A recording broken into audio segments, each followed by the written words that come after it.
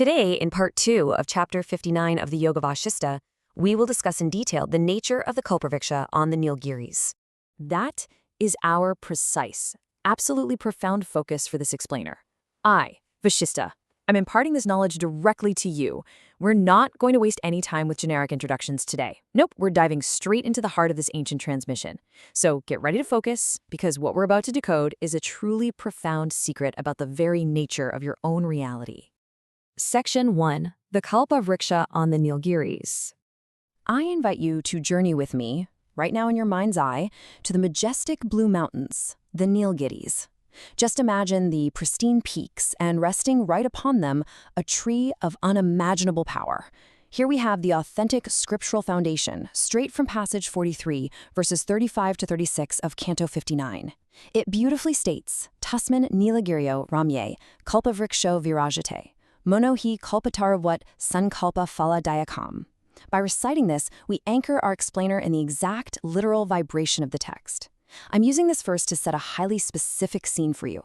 Let's break down exactly what these Sanskrit terms mean. What's really fascinating here is the literal context. You see, the Kalpavriksha is historically understood in Vedic texts as a divine, mythological tree that grants literally any wish to the one standing beneath it. And the Nilgiris? Those are the physical blue mountains.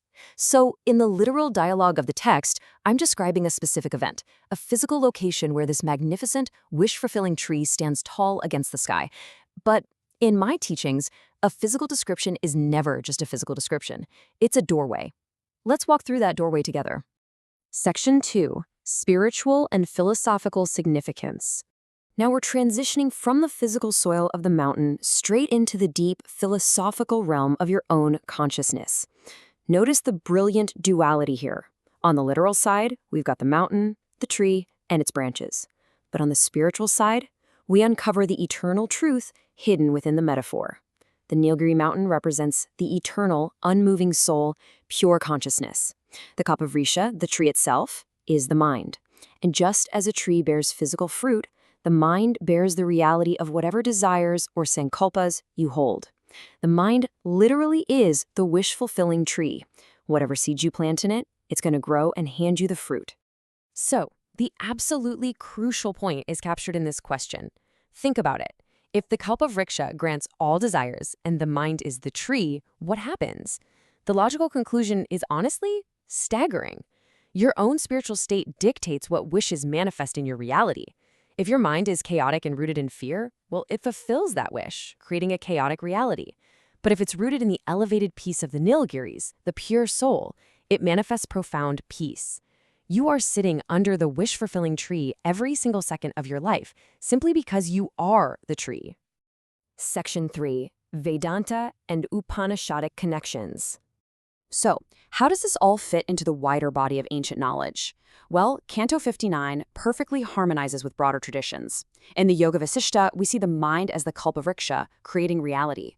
Over in the Shvetashvatara Upanishad, specifically Mantra 6 of Chapter 4, it describes two birds sitting on the same tree, one eating the fruit of desires and the other simply watching, representing the individual ego and the supreme witness. And then, the Srimad Bhagavad Gita in Chapter 15 describes the Ashwatha tree with its roots up in the divine and branches down in the material world. Across all of the Danta, the tree is the ultimate metaphor for the mind's interaction with reality. It's an incredibly consistent, ironclad philosophy. Section 4. Key Terminology and Research. Understanding the exact words used in the text unlocks a whole deeper level of comprehension. The main philosophical question of Canto 59 is this: what is the root of our worldly experience? How does intention shape existence? The conclusion, drawn directly from the text, is that the universe is a projection of the mind. Mastery of intention is mastery of reality. The key terminology here is absolutely vital. Sankalpa means your deep intention or thought construct. So when the text talks about the Kalpavriksha on the Nilgiri, it's literally talking about your sankalpa resting on your elevated consciousness. This is exactly why verse 3 is so important to study. It essentially contains the entire mechanism of human experience. And you might be wondering, why does this ancient scriptural analysis matter today? Because modern science is just now catching up to what I observed and imparted millennia ago. What the Yoga Vasistha calls sankalpa, the intention of the mind shaping reality, modern neuroscience calls neuroplasticity, where thoughts physically wire the brain. What the ancients called the mind manifesting the world, quantum physics now explores through the observer effect, where consciousness influences the actual state of matter.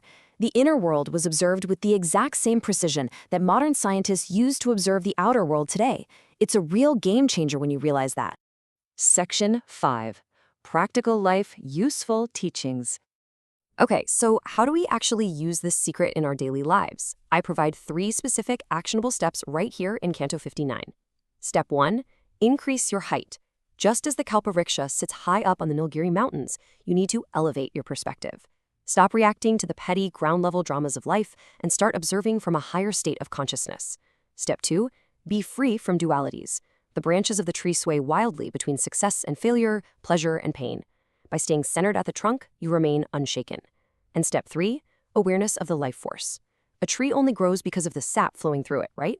By becoming aware of your breath, your prana, your life force, you control the energy that feeds your mind's manifestations. Which brings us to this absolutely brilliant final thought. The true Kalpavriksha is not rooted in the soil of the Nilgiris, but in the fertile ground of a balanced life force. So tend to your inner soil. Elevate your perspective. And ask yourself right now, what beautiful reality will your mind begin to bloom today? On behalf of the Vedmata AI family, it is our humble request that if you found our presentation informative, please share our video as widely as possible so that the authentic knowledge of Indian Vedic texts can reach every person. Come, let us all participate in this yagya of knowledge. Har Har Mahadev.